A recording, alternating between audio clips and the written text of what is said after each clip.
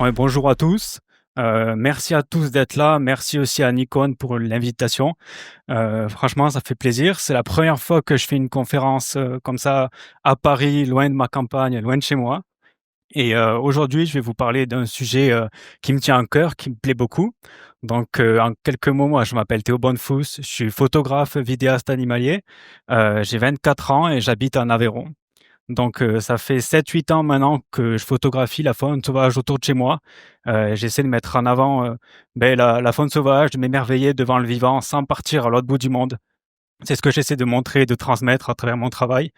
Et j'essaie aussi de montrer que, il suffit juste de passer le seuil de sa porte pour, découvrir des choses incroyables, une faune qui est juste magnifique et qui demande juste d'être, observée, mise en avant et aussi protégée. Et c'est pour ça qu'en parallèle, je suis un naturaliste, écologue de métier. Pendant cette petite conférence, cette petite présentation, je vais vous parler de plusieurs choses. Donc, en premier, photographier la faune avec les grandes focales. Donc, ça, c'est la partie un petit peu classique de la photo animalière. C'est ce qu'on s'attend quand on parle directement d'un photographe animalier. Voir quelqu'un partir tout camouflé avec le sac à dos, marcher pendant des heures, faire des affûts pour essayer d'observer la faune sauvage. Et ensuite, on va partir sur un autre sujet qui me tient beaucoup à cœur, c'est comment essayer d'être original en 2025. Parce que bon, c'est quand même pas facile, c'est des questions qu'on se pose tout le temps. Il suffit d'aller dans des festivals photo, que ce soit Montier, Namur, Photobrac, n'importe quel festival photo. Vous verrez qu'il y a vraiment beaucoup de choses qui sont faites, des travaux incroyables et une grande diversité dans les espèces qui sont mises en avant, que ce soit au niveau français et à l'étranger aussi. Et ensuite, nous allons voir aussi une troisième partie qui va être les secrets de la photographie à l'infrarouge. C'est une technique que j'essaie de développer depuis maintenant 3-4 ans et qui est pleine de secrets et quand même assez compliquée. Donc là, ça fait 1 an que je suis créateur Nikon et que j'utilise dans ma vie de tous les jours de photographe le 400 mm 2.8 de la gamme Z ainsi que le Nikon Z9. Et comme vous allez voir dans la présentation, j'utilise aussi plein d'autres boîtiers, notamment pour la troisième partie. Donc j'aimerais pour vous savoir qu'est-ce que c'est la photographie animalière en 3 mots assez classiquement. Du coup, ouais, l'affût, patience, peut-être respect, exactement. Donc pour moi, la photographie animalière, bon là c'est très classique, on parlera un peu plus technique juste après, mais ça va être la patience. Donc ça va être tout ce qui est affût, essayer attendre, passer des soirées, des jours, des week-ends entiers dans une tente comme là, derrière un filet pour essayer d'observer l'animal. Il y a aussi la partie immersion et prospection. Ça, c'est un gros travail caché quand on est photographe animalier, qu'on montre pas forcément, mais c'est, je pense, 80 à 90 du temps que je passe dehors et de mon temps dans mon métier, c'est d'être sur le terrain, faire du repérage, chercher les traces et indices, placer des pièges photos, les relever et puis faire ça, strictement tous les jours pour appréhender au mieux la faune sauvage et savoir comment elle va venir, comment elle va se déplacer et essayer de l'intercepter avec des affûts. Et la troisième partie, ça va être l'émerveillement, le plaisir. C'est ce que procure chaque rencontre. C'est vraiment des moments juste incroyables qui, même au travers d'un grand plaisir personnel de faire la rencontre, il y a aussi la partie du plaisir de sensibiliser et de montrer au grand public la chance d'avoir une biodiversité aussi large et diverse autour de chez nous. Donc il y a aussi plein d'autres mots qui correspondent à la photo animalière pour moi. Donc ça va être écouter, prospecter, euh, observer, protéger, agir, transmettre, sensibiliser et conserver. Voilà, vraiment, le but de mon travail, ça va être de, essayer de créer un élan de protection chez les gens, parce qu'on a tendance à protéger ce que l'on aime et faire aimer la faune sauvage, faire aimer la faune locale, ça va derrière amener des gens dans des assauts naturalistes, dans des assauts de conservation de la biodiversité. Et ça, c'est très important. En 2025, c'est compliqué d'être photographe animalier et juste se contenter de montrer du beau, de montrer ce qu'il y a autour, sans derrière faire des choses concrètes. Après, ça, c'est très personnel mais c'est vraiment quelque chose que j'essaie de montrer au quotidien. Donc la photographie animalière, c'est aussi faire des rencontres et vivre des moments hors du temps. Donc ça, c'est voilà, c'est assez classique, ce qu'on disait tout à l'heure, mais c'est ce que je fais une grande partie de mon temps. Donc là, quelques images qui ont été faites ces dernières années avec la gamme Z du matériel Nikon, qui permet justement de figer ces instants. Là, je vais vous raconter pas mal de petites histoires au final. Par exemple, là, c'était des cerfs pendant le brame du cerf, la période de reproduction. J'étais à l'affût depuis 2-3 heures et puis j'ai entendu, dans il y a silence total, j'entendais des fracas de bois à 50 mètres de moi. Et là, je me suis juste retourné et j'ai vu cette scène complètement intense avec les cerfs dont un soulevait carrément l'autre. Et voilà, pour vous raconter, les deux en fini en sang. Enfin, franchement, c'est un des moments les plus intenses que j'ai passé dans la nature. Ça arrive pas souvent, honnêtement. Mais voilà, quand on essaie d'y retourner, de persévérer, au bout d'un moment, on arrive à faire des images qui sont sympas. Pour moi, le secret de la photo animalière, c'est le temps. Bon, le matériel y joue un petit peu aussi de temps en temps, mais surtout le temps et y aller un maximum et passer beaucoup de temps dehors. Donc là, pareil, c'est une autre image que j'ai pu faire avec la gamme Z de Nikon. Je crois que l'objectif, c'était un Sigma à l'époque, mais c'est pareil, ça c'est un moment un petit peu hors du temps que j'ai réussi à capter l'an dernier et qui m'a fait énormément plaisir lorsque cette bécassine traversait les zones humides sur le plateau de l'Aubrac. Et là, vous voyez, on a l'impression que ça fait des heures que je suis à l'affût et tout ça. Eh bien, c'est pas du tout le cas. Là, ce moment-là, je passais, je rentrais de mon affût à pied et j'ai vu que dans la zone humide, ça bougeait un petit peu. Je pensais que c'était un chevalier pour les connaisseurs, s'il y a des connaisseurs d'oiseaux. Mais je me suis juste couché, j'étais en sweat sous la neige, il neigeait à gros flocons et j'ai découvert cette bécasse là cette bécassine, pardon, qui remontait sur la congère, juste au bon moment, dans un moment qui était juste incroyable. Elle est restée 30 secondes, elle est repartie de l'autre côté, j'ai pu partir, je l'ai pas dérangée et ça s'est très bien passé, c'était incroyable. Donc là, pareil, au niveau un peu classique, ce qu'on peut faire avec le 400Z et le Nikon Z9, c'était les images qui ont été réalisées ce printemps avec les jeunes faucons pèlerins. Donc pour la petite histoire, ça faisait quasiment un mois que je surveillais ces jeunes faucons pèlerins autour de chez moi. Ils étaient en train de grandir petit à petit. Je les voyais au début, ils sont une petite boule de duvet, puis ensuite quelques plumes poussent et au bout de 3-4 semaines, elles commencent à avoir des plumes complètement terminées et puis il y a l'envol. Et pour vous dire, là, j'étais à l'affût, dans un affût de calune complètement opaque et ces jeunes faucons se sont posés pendant une dizaine de jours à côté de moi parce que pendant les 10-15 premiers jours, ils apprennent à voler et ne bougent pas beaucoup. Donc voilà, ça c'est encore d'autres images qu'on peut réaliser avec le matériel Nikon que j'ai pu réaliser cette année. C'est des portraits, ça reste un petit peu assez classique, mais voilà, c'est les rencontres qu'on a et qui sont incroyables parce que dans ces moments, il y a tout qui s'arrête. Moi, je sais, ça me procure toujours énormément d'émotions. Je tremble derrière l'objectif quand il y a quand on croise le regard de l'animal et bon, voilà. Ça arrive que quand ils sont trop proches, ils nous voient. Par exemple, ce renard, il est venu trop proche, il m'a vu. Bon, il est reparti parce que je suis quand même toujours camouflé. Mais sinon, le reste, là, ils ont juste vu qu'il y avait quelque chose de bizarre, mais ils sont pas partis. Donc, quand on est photographe animalier, on a souvent aussi tendance à pousser le matériel à ses limites, et même, même la gamme Z qui est super performante. Donc là, je vais vous montrer une petite séquence vidéo de 2 minutes où, en fait, c'était l'hiver dernier, je l'ai passé complètement avec les loutres, une super famille de loutres, et j'ai pu faire un matin une séquence de vidéo qui était vraiment sympathique parce que c'était sous la neige, il neigeait à gros flocons. Il faisait nuit aussi, donc c'était quand même assez compliqué niveau conditions et comme vous pouvez voir, l'eau bouge énormément. Bon, vous le verrez sur la vidéo, mais il y a quand même beaucoup de caractéristiques qui vont mettre un petit peu à mal, le matériel et le focus.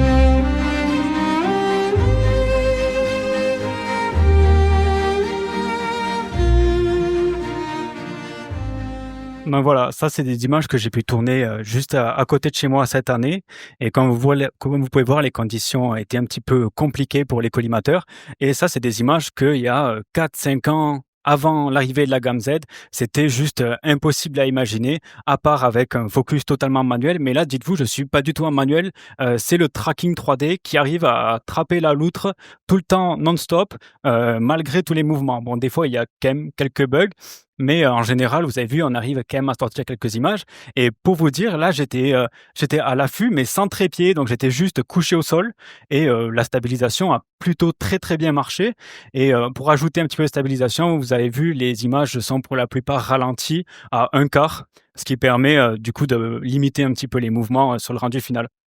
Donc maintenant, on passe sur la deuxième partie, ce qui va être comment être original en 2025, comment trouver son style photographique quand on fait de la photo animalière. Et ça, c'est une vraie question que je me pose tous les jours, que j'ai peut-être pas trouvé encore, mais c'est pas grave, peut-être que ça viendra. Et existe-t-il des sujets qui n'ont pas été traités aussi? Donc ça, c'est vraiment trois questions très intéressantes. Donc là, je vais vous parler, d'un petit projet que j'ai fait il y a quelques années.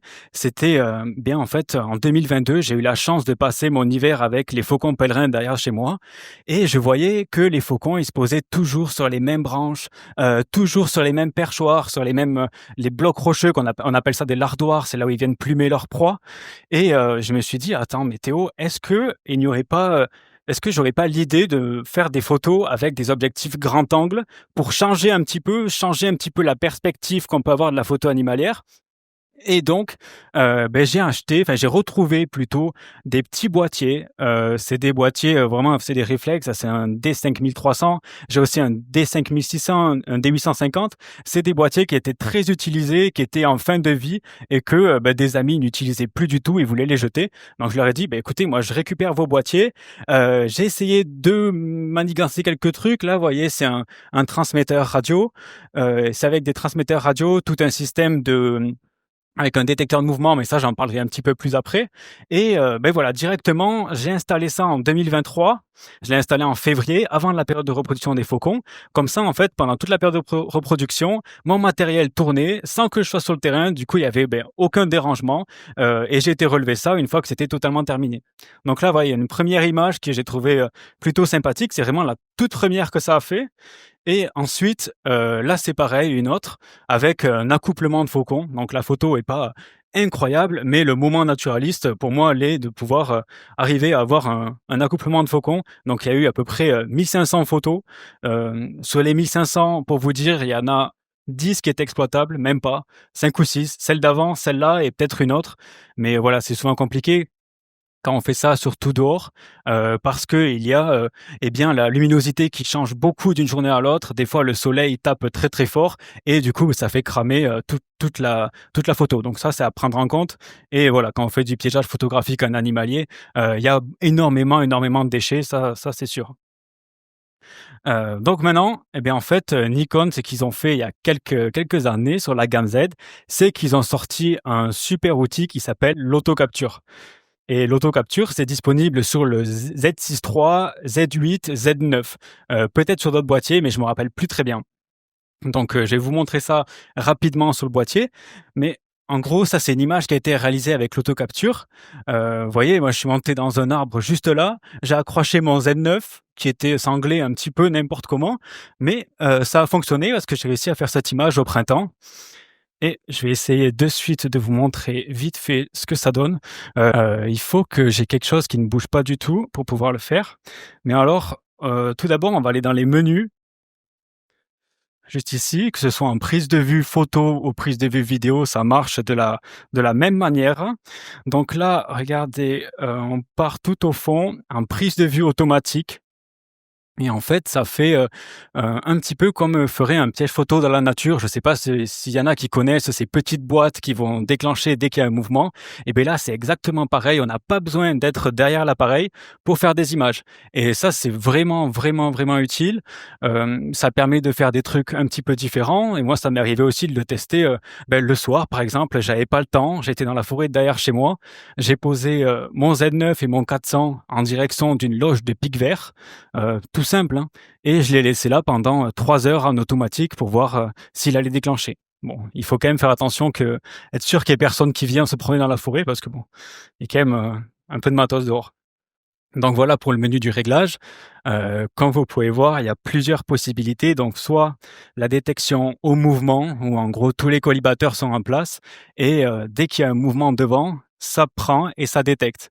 Donc il y a aussi la détection du sujet, donc que ce soit animal, humain ou autre chose, ça marche très bien.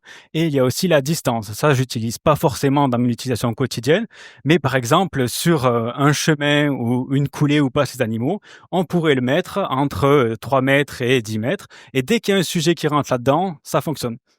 Donc là, on va le lasser vite fait. Je vais juste mettre la fonction mouvement pour vous montrer. Mais hop, voilà, il y a là aussi, il y a la vitesse et la taille, ça on le règle et plus c'est petit, plus ça prend les petits mouvements et plus la taille est grande, plus ça prend les sujets avec les grands mouvements.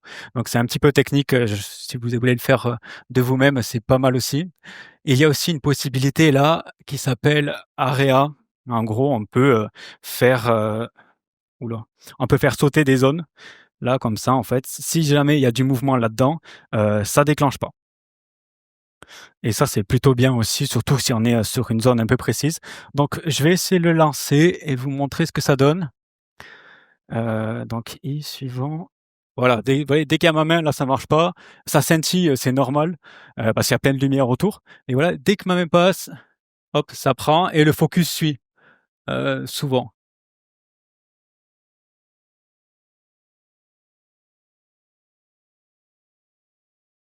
Bon, voilà en gros comment ça marche et il y a plein d'autres possibilités, mais je vais continuer parce que j'ai plein de choses à vous parler aussi. Mais c'est vraiment une super innovation de la part de Nikon et que j'utilise, très souvent. Donc il y a aussi d'autres possibilités, autres que l'autocapture, qui vont être l'utilisation de télécommandes et le contrôle Wi-Fi à distance. Ça, c'est un petit peu des techniques qu'on peut penser à l'ancienne, mais qui marchent très bien parce qu'au moins on a le contrôle total. On peut faire tous les réglages avec la télécommande, déclencher quand le sujet est en train de passer. Donc là, voilà, c'est deux tests d'images qui ont été réalisés par un super ami avec qui je fais toutes mes sorties photos, dont une là qui a été, je crois, récompensée à Namur ou qui a été dans finaliste à Namur. Vous voyez, c'est quand même une image qui est assez originale avec des grands temps et ça, c'est super intéressant de pouvoir faire ça. Et c'est ce que j'essaie beaucoup de le faire, surtout au printemps, les soirs d'été, ça s'y prête plutôt bien. Donc il y a quand même des limites, que ce soit à l'autocapture et à l'utilisation comme ça, des télécommandes et du pilotage infrarouge, du pilotage réflexe pardon. C'est qu'en gros, la faune française est quand même farouche et quand on lui pose, un trépied, un appareil photo devant, c'est pas le cas de tous les animaux, de toutes les espèces, mais par exemple, les blaireaux, parfois, devant le terrier, s'il y a quelque chose de nouveau, ils vont le voir, ils vont le sentir, il y a aussi une odeur et ils vont pas forcément sortir. Donc le but, c'est quand même de pas déranger, donc essayer de faire très attention.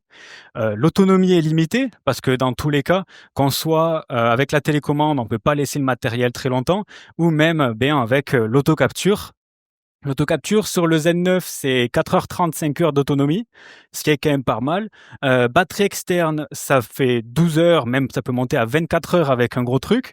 Mais le souci, c'est qu'il faut rester surveiller le matériel. Enfin après, comme vous voulez, mais personnellement, laisser un Z9 dehors pendant 24 heures, plusieurs jours, c'est quand même assez compliqué.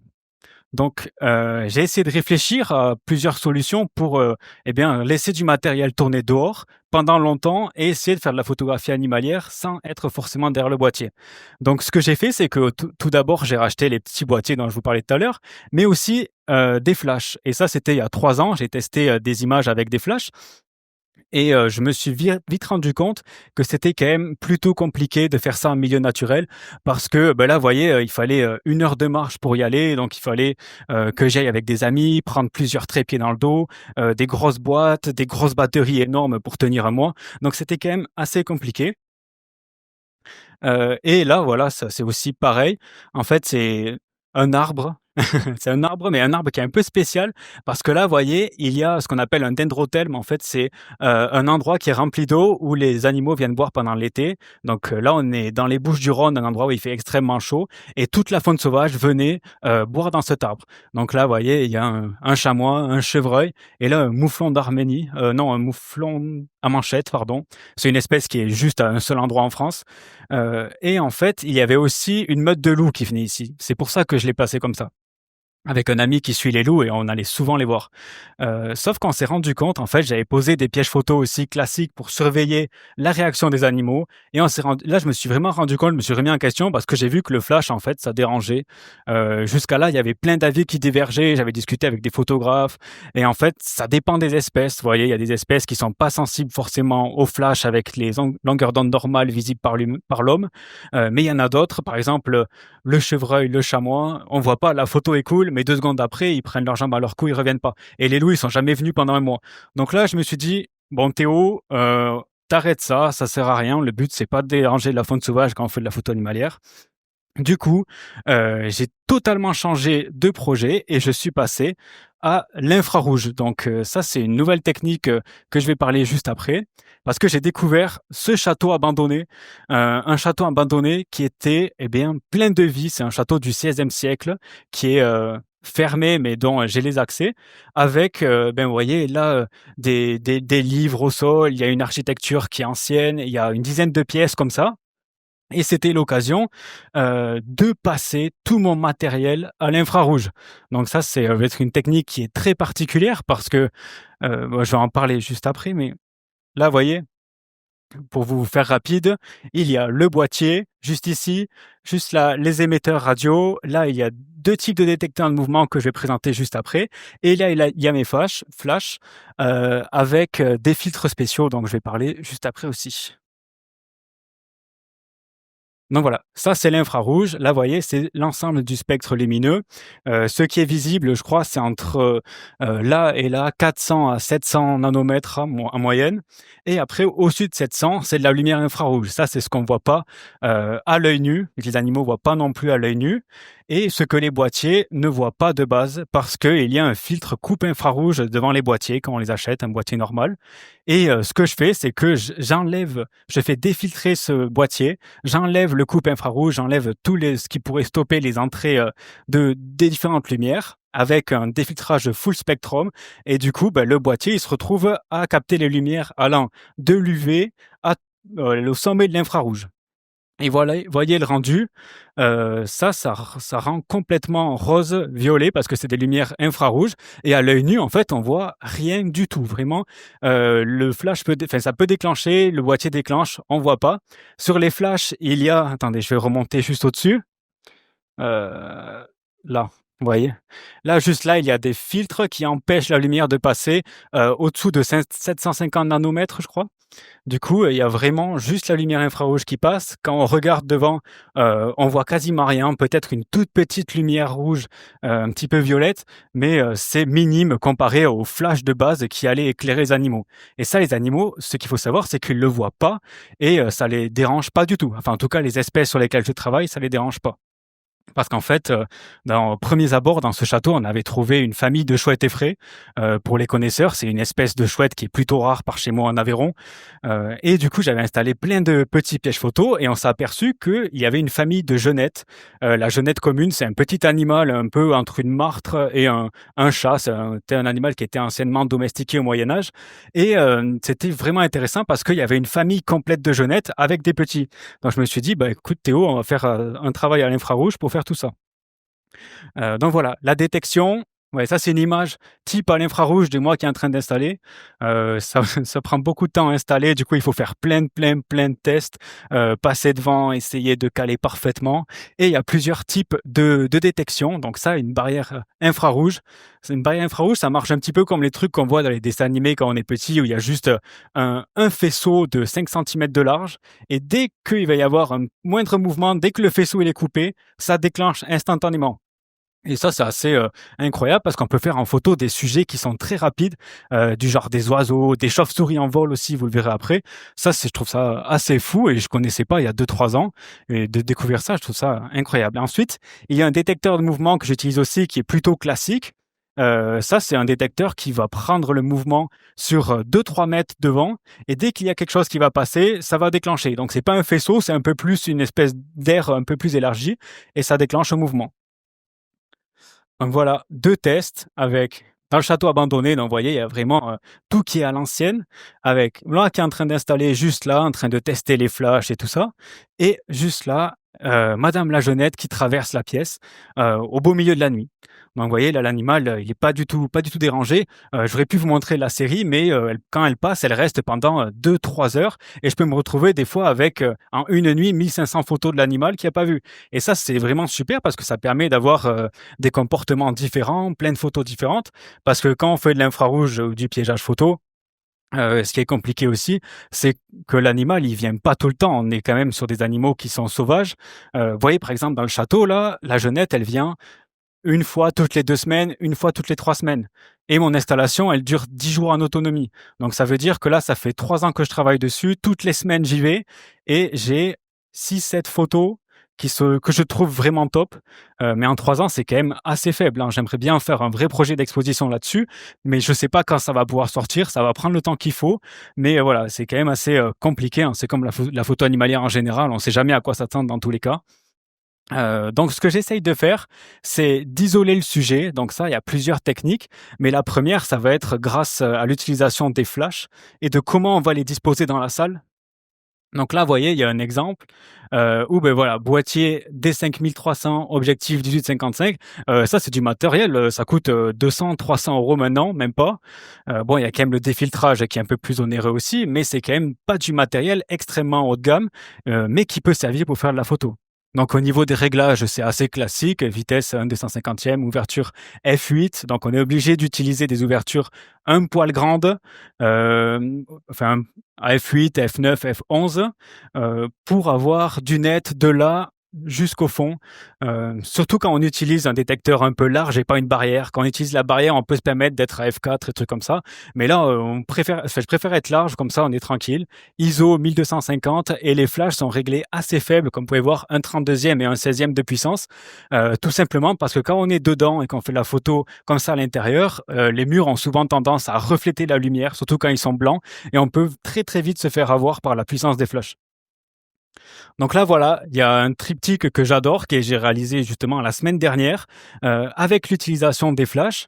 Et là, en fait, la technique d'isoler le sujet, donc ça, c'est la plus simple, c'est tout ce qui est fenêtre, les trucs comme ça, où ben, en fait, l'animal, il va passer et juste derrière, il y a un noir qui est complètement uniforme, le noir de la nuit. Donc, vous voyez, la technique, en fait, c'est que je place la barrière infrarouge à 2 mètres devant, direction de la fenêtre, et dès qu'il y a quelque chose qui passe dans la fenêtre, ça déclenche. Donc, vous voyez, en une nuit, ça c'est en une nuit, dites-vous, hein. Je sais pas, j'ai eu de la chance, j'ai eu en même temps les chauves-souris et la jeunette qui est passée. Mais vous voyez, il y a une chauve-souris qui passe au début de la nuit et ensuite la jeunette. Et la jeunette, là, j'ai 150 déclenchements en une nuit parce qu'elle est restée, elle est passée, je l'ai de dos, ce qui s'enroule, enfin, incroyable. Donc voilà, ça c'est encore une autre technique avec une disposition des flashs différente, comme vous pouvez voir, parce qu'il y a un flash qui est passé là. Là, c'est cet été parce qu'il y avait des familles de jeunettes avec les petits. Donc là, on les voit, ils étaient juste là, ils sont restés tout le temps et ils ont fait plein de passages devant. Et là, en fait, caché derrière l'armoire, il y a un flash pareil qui amène un petit peu de lumière derrière et un petit peu de profondeur à la photo. Donc ça, c'est je trouve ce que je trouve qui est super quand on fait du piégeage, c'est qu'en fait, on peut imaginer ces photos avant de la réaliser. Et ça permet du coup de préparer le terrain. Je pourrais même, je pense, je l'ai pas fait encore, mais je pourrais même faire des compositions, avant même que la jeunette passe, dans le château avec, beh, des éléments, des tableaux, il y a des écrits, des parchemins, il y a vraiment des choses incroyables à faire. Donc voilà, là c'est pareil, un isolement du sujet grâce au flash, où le flash il est posé dessous en contrebas et comme ça en fait on voit juste une petite partie de l'animal, sans tout dévoiler. Et là, ça paraît sympa sur le diapo, mais c'est un raté. Typique quand on fait du piégeage infrarouge et de la photographie comme ça, c'est qu'en fait, il y a beaucoup de choses à prendre en compte et il faut que la mise au point soit parfaite. Et là, il y a une erreur de mise au point. Du coup, la photo est ratée malheureusement. Là, pareil, en fait, que je reparle un petit peu, c'est quand on imagine la photo avant. Là, c'est une photo qui m'est venue en étant carrément sur le terrain, dans le château abandonné, où j'ai vu eh bien, qu'il y avait... ça, c'est rien qui était touché. C'était comme ça, le sol, il y avait beaucoup de journaux, de vieux ouvrages au sol. Ici, il y a une espèce de dressing. Et moi, j'ai posé mon matériel au-dessus, genre vraiment comme ça, vraiment. Enfin, il y a je sais pas vous, mais moi, j'avais jamais aucune idée de faire de la photo animalière comme ça un jour en mettant l'appareil photo qui regarde le sol avec le détecteur de mouvement qui est caché là ou là, je sais plus, en large. Et comme ça, en fait, dès que l'animal passait ici, il allait être photographié par-dessus. Et heureusement, sur une photo sur 1000, 1500, elle regarde au-dessus parce que je pense qu'elle voit l'appareil qui est en train de la regarder. Donc voilà, pour conclure, ce qui est vraiment important pour moi, c'est d'essayer de libérer sa créativité en photographie animalière. Ça, on peut très bien le faire aussi sans le grand angle, sans le paysage infrarouge, mais ça, libre à chacun de réfléchir à ces nouvelles techniques et à ce qu'on peut développer parce que là, on voit qu'on est dans un moment où il y a beaucoup, beaucoup de créateurs de contenu, beaucoup de photographes qui sont incroyables et ça reste très, très difficile de se démarquer. Ensuite, imaginez ces images, comme je disais, et essayez de chercher l'insolite et persévérer encore et encore avec des espèces qui n'ont pas forcément été mis en avant, même si c'est beaucoup le cas déjà, mais essayez aussi de mettre en avant des espèces qu'on connaît très bien, des espèces classiques, mais sous un angle très différent. Que ce soit les oiseaux du jardin, on peut faire plein de trucs différents. Donc voilà, Mais je crois qu'on peut l'applaudir. Un grand bravo. merci. Parce que je vous assure, il était inquiet, il était un peu mort de trouille. Et puis finalement, ça s'est bien passé, reviens. Carrément. Je suis sûr que vous avez des questions. Reste au milieu de la scène. Qui attaque les questions? Ouais, avec plaisir. Vous collez bien chaque fois le micro. Oui, bonsoir, bravo Bon. pour ton travail. Tu n'as pas du tout parlé de la post-production. Est-ce Alors que là, tu en fais ou tu n'en fais pas du tout? exactement, bien sûr, j'ai oublié d'en parler. Alors, comme je vous ai montré, les photos, elles ressortent totalement roses, même avec des lumières violettes. Et en fait, ce que je fais, c'est juste que je baisse les noirs, pas totalement, comme vous pouvez voir, c'est pas en fait du noir et blanc très profond non plus. Je mets la saturation à moins 94, je crois quasiment, pour éviter cet effet de noir et blanc complet que je gère pas très bien, honnêtement, c'est pas non plus mon truc, mais je désature un maximum l'image pour faire ce rendu un petit peu uniforme. Et après, il y a quand même un peu de post-production aussi sur la lumière, juste parce que parfois la lumière des flashs est un peu forte. Comme je dis, il y a aussi des reflets avec la lumière, donc enfin avec les murs, donc il faut les prendre en compte et essayer de faire un peu de post-prod là-dessus. Tu nous as parlé que tu avais des projets d'exposition. Est-ce que tu as des projets futurs? Bien sûr, là, c'est vêtements. En fait, là, c'est la première fois que je fais des images en pensant à une exposition. J'en avais jamais parlé, j'avais jamais montré ces images. Et à chaque fois, en fait, que je suis sorti, que je fais de la photo animalière, c'est juste pour, au fil des saisons, montrer ce qui se passe dans la nature, mais sans derrière un vrai projet photographique. Et ça, c'est le premier que j'ai, voilà. Et je sors aussi un livre cette fin d'année. Donc voilà. Je voulais savoir si, dans ce système de prise de vue, du coup, tu avais la faune sauvage se rendait compte quand même de la présence des appareils par rapport à l'odeur? Est-ce que, du coup, Alors en fait, justement, ça dépend des espèces. Il y a des espèces qui sont plus farouches que d'autres. Il y a des espèces où on va poser le matériel et pendant 2, 3, 4 jours, on est sûr qu'ils viendront pas. Par exemple, ça m'est arrivé là cet été, j'étais en Slovénie avec les ours et j'avais installé 3 pièges photo infrarouges et je me rendais compte, je les voyais, les ours, ils venaient au bout de 48 heures, ils reniflaient, ils sentaient qu'il y avait l'odeur humaine et ils faisaient demi-tour directement. Et par contre, la jeunette dans le château, pour le coup, c'est pas du tout le cas. Elle, j'installe et elle peut venir 1 heure après, comme le lendemain, comme le surlendemain. Mais ça m'est arrivé vraiment d'installer à 18h et 19h30 la voir devant mes pièges. Merci à tous. Merci beaucoup.